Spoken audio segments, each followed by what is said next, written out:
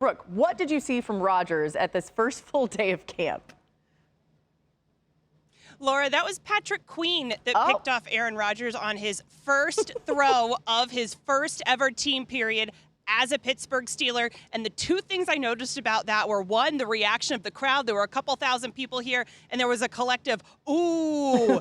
And two, is that Patrick Queen and the defensive players did not do their normal celebration when they pick off a quarterback in practice. Usually they throw the ball up and they pretend that they're skeet shooting it. They did not do that this time. Maybe don't want to put salt in the wound of their new starting quarterback on the very first play of the very first team period. But look, it was kind of a rocky first day for Aaron Rodgers because not only did he have that first interception, but he was also only 1 of 3 on passes attempted to DK Metcalf. But Rodgers didn't sound too worried about it, and DK Metcalf didn't sound too worried about it because those two have had 2 individual training sessions, one before Aaron Rodgers signed and one since. Plus, there was the group workout in Malibu. And DK said he's not really worried about a timetable for when the two of them are going to end up being on the same page. And one thing that might help expedite that chemistry building, those two are suite mates here in Rooney Hall. They share a bathroom, and DK told me he thought that he was going to get to have his own room, and he heard a knock at the door. He went to his front door. Turned out it was Aaron Rodgers knocking on the door of their adjoining bathroom. So sounds like they're, getting to know each other so they get to talk through things, how they see it. And he thought maybe Aaron Rodgers would play video games with him because the other night Rodgers walked into his room and said, video games, huh? And DK said, yeah. And then Rodgers just turned around and walked out of the room. So maybe he'll pick up the sticks next time. He's just getting a lay of the land. This is incredible. This is reporting we only get from Brooke Pryor. She's all over all of it. I absolutely love it. Sharing a bathroom, that's one way to get really close with somebody. Could be good, could be bad. I don't know. Overall, by the way, ESPN Analytics has, thanks, Brooke, the Steelers projected for 8.4 wins this season. If they aren't able to get to 9 wins, it would be their first losing season since 2003.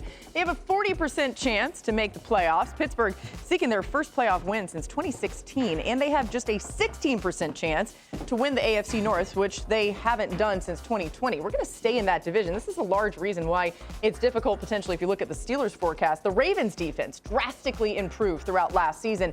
In weeks 1 through 10, they allowed 25 points per game, which ranked 25th in the NFL. From then on, they allowed just 15 points per game, which was the best in the NFL. Their last 4 games, extra special, allowing just 11 points on average. This included holding the Texans to just 2 points on Christmas Day. In the offseason, they added Jair Alexander, who had some fun with Lamar Jackson at practice today. Former college teammates, remember? Oh, Lamar, yeah.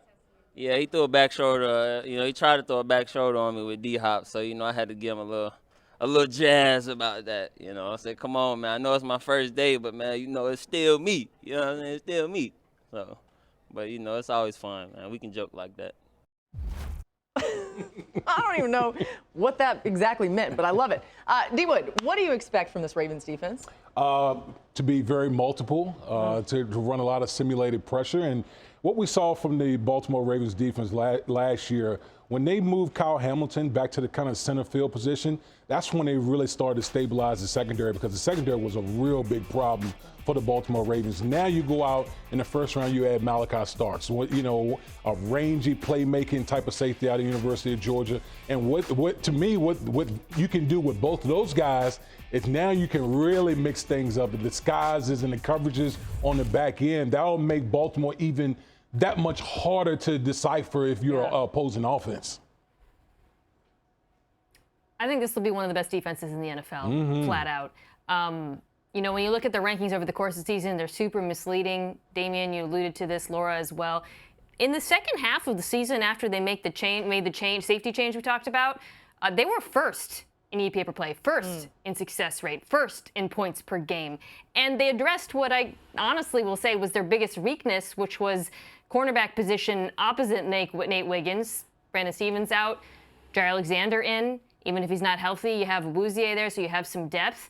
I expect this defense to be even better than they were last season, especially with Zach Orr, their defensive coordinator, and some more experience under his belt. He can continue growing with them. So I'm very, very high on this unit. And, of course, they get to play complementary football and have the benefit of playing with one of the best offenses in the NFL, too. Yeah, it's a great point. I agree they're improved. But, Mina, check out the schedule. At the Bills, the Browns, Lions, at the Chiefs, Texans, and Rams.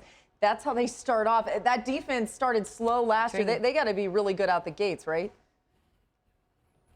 Yeah, I think the Bills will test them immediately with the run game, because if there is one thing I'm worried about with this Ravens defense, the loss of Michael Pierce, their nose tackle. Don't sleep on that. And the Bills have a very physical downhill rushing attack. All right, great stuff. Let's go back to a developing story today. Justin Fields at Jets camp. He was carted off of the practice field, an apparent lower leg injury. That's from Adam Schefter earlier today. But Lindsay is here with more. So, Lindsay, what more can you tell us about Justin Fields' injury and his status now? Sure, Justin Fields carted off, but not nearly as serious as one might have thought initially.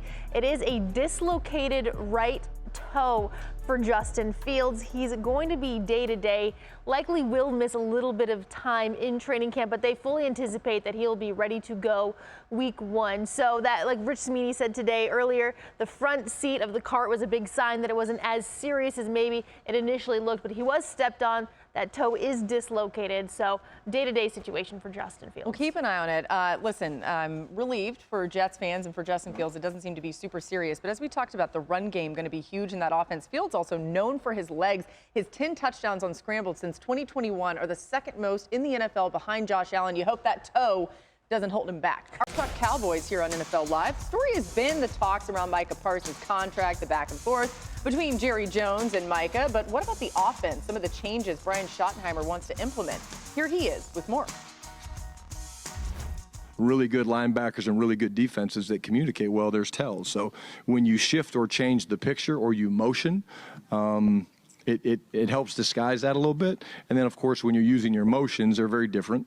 Your motions make them adjust on the run. Shifts, they generally can, what we say, reload the front. So if you shift, the defense can reload. But when you motion, they can't because you're snapping the ball on the run. So we have those. We like those. Right now we're playing around with some of the ones that we believe that we'll use. But we change them up pretty regularly.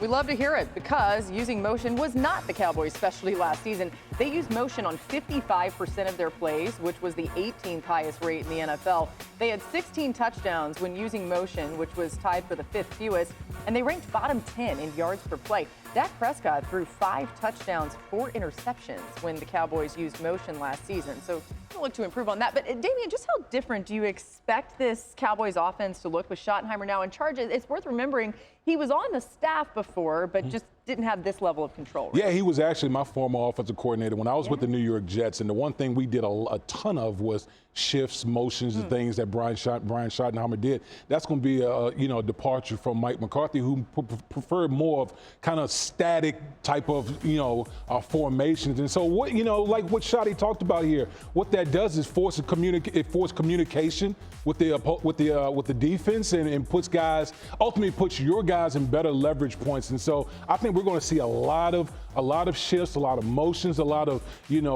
pistol, shotgun, all those type of things to try to give this Dallas Cowboys offense the advantage. Would be terrific for a player like CeeDee Lamb, who can win from multiple alignments to defenses. Really are going to show their hand when you move him around the formation because he is such a focal point. And then, oh, by the way, there's George Pickens there as well. I'm interested in seeing it in part because I would say I don't think we really know who Brian Schottenheimer is as a play caller in 2025. That was not his offense last year. And then people go back to Seattle, where he was the offensive coordinator, sort of the architect of the Let Russ Cook movement. You guys remember that? And then folks remember they veered away from it and they stopped throwing as much on early downs and leaned into the run game. That, to me, was really the influence of Pete Carroll.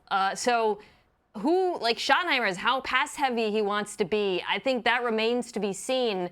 And look, he's got as good a set of weapons as nearly everyone in the NFL. So he certainly is given the opportunity here to do something interesting with this passing attack.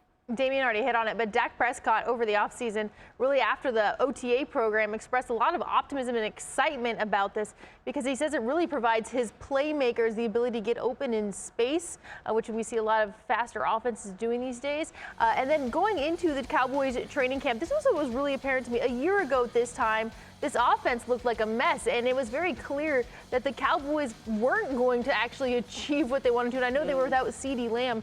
I will be in Oxnard on Saturday to see this offense and what it looks like. The first real test for this group, though, will be when they have the Rams for a joint practice to kind of test out this new offense and see what they're liking under Bashan. When does that happen? August 5th. August 5th. Got it. Go ahead. Yeah, listen, I think as much as we talk about CeeDee Lamb and George Pickens, I think, the Dallas Cowboys traditionally have been in their best when they're able to run the football. And I look at, Brian Schottenheimer. Who's his dad? Marty. Hey. Marty Ball. And Tell so I him. think that element is he's going to reintroduce that back to the Dallas Cowboys, be able to establish the line of scrimmage, because ultimately within that your own division, you got two of the best rushing offenses in the league, the Philadelphia Eagles and the Washington Commanders. Look at this, Mina, their schedule. They obviously open at the Eagles. That's a monster of a game. The Giants and at the Bears, Packers at the Jets, Panthers. There's some defenses in there at least, right, that might make you worry a little bit. I think Damian's point about them running the ball is really important those first 2 weeks, because the Eagles have one of the best pass defenses in football. Giants have one of the best pass rushing defensive lines in football. You got to be able to take pressure off the quarterback by running the ball. And I think they're going to have opportunities to run the ball. Defenses are going to play a ton of too high coverage because of these two wide receivers. They're going to get light boxes. Can this offensive line assert themselves in the line of scrimmage when given those favorable looks? That to me is going to go a long way towards determining how successful this offense is. All right, so that's the offense, but we can't talk about the Cowboys and not talk about Micah Parsons right now. So what is the latest with Micah Parsons, his contract talks, and everything Jerry Jones has said? Micah Parsons remains at Cowboys camp. He's holding tackling dummies. He's being a good teammate. He's not actually doing any of the tackling or hitting out there because he's not going to practice. There is still a contract that he needs. Those discussions are not ongoing, right? Jerry Jones has mentioned that he hasn't really even talked with his agent about this. As we all know, though, Jerry Jones does tend to get things done. There's a circus involved before it gets done. But right now, that thing is still status quo. No contract. All right, we're going to be asking you about this on Saturday during our Back Together week and all of our broadcasts. All right.